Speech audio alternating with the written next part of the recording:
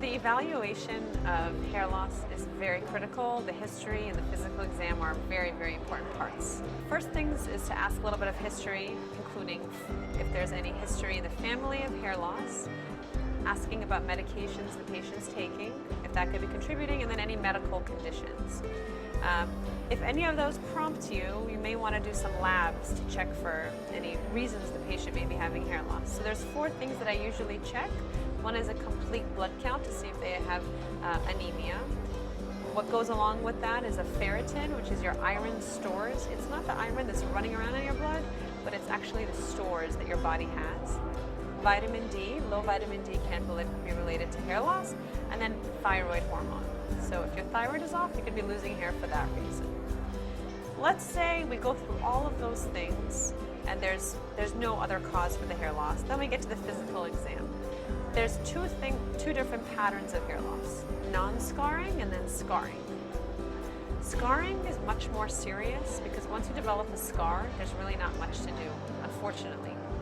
So the area that we have more room to help is non-scarring. And you can differentiate these two based on physical exam, and sometimes also a biopsy can be necessary. If we can say that there's no evidence of scarring and we're dealing with non-scarring hair loss, there's many, many things to consider. Topical products, oral supplements, oral medications, and then an actual intervention, which can include either injections or surgery. So beginning with topicals, I'm a big believer in Rogaine. So Rogaine is minoxidil. It was initially found because it was a blood pressure medication. People were taking orally and they found that it helped grow hair, serendipitously. So this product is used in many different forms. It comes in 2.5% in women, 5% in men, and 2 different formulations, a liquid and a foam. I highly advocate for the foam. I think it's much easier to use. And also the liquid has propylene glycol in it, which can be an irritant, and the foam doesn't have that. So it's much easier to use. I actually like for men and women alike to use the men's strength. It's very important to explain to patients how to use it. This product has to touch your scalp. So the way I usually explain to use it is if you're using it on the crown, you're going to make several parts in your hair, shake the bottle and apply it. You want it to touch the scalp and kind of pat it in there. And that can be done once to twice a day. If you want to get into supplements, there's a new supplement called Viviscal. It has a marine protein source. It helps to reduce hair loss and then promote the growth of existing hair. The only contraindication to using it is if you have a history of shellfish, because they use a protein from shellfish. Otherwise, it's extremely safe, and I'm very comfortable to tell you that I'm actually taking it myself, and I'm very pleased with that. Other things like medications, Propecia and spironolactone, they address the hormonal contribution to hair loss. And again, there has to be the right candidate for that.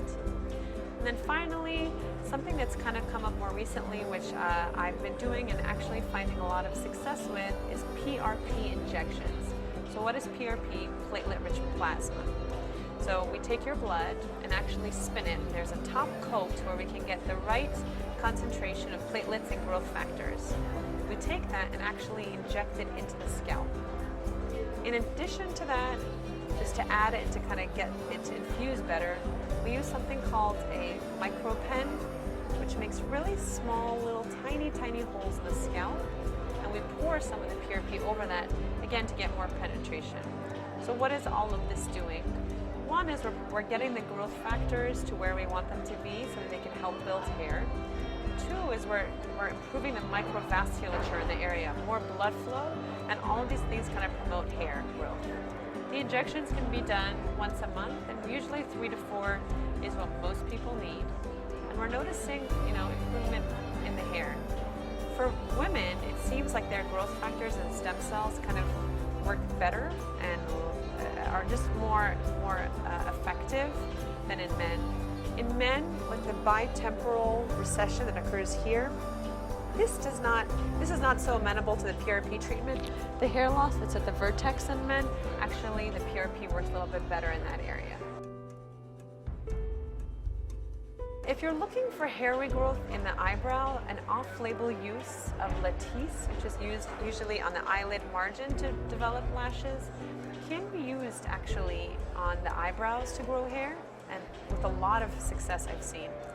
And there's a lot of work in the pipelines of using a similar formulation of Latisse to grow scalp hair too.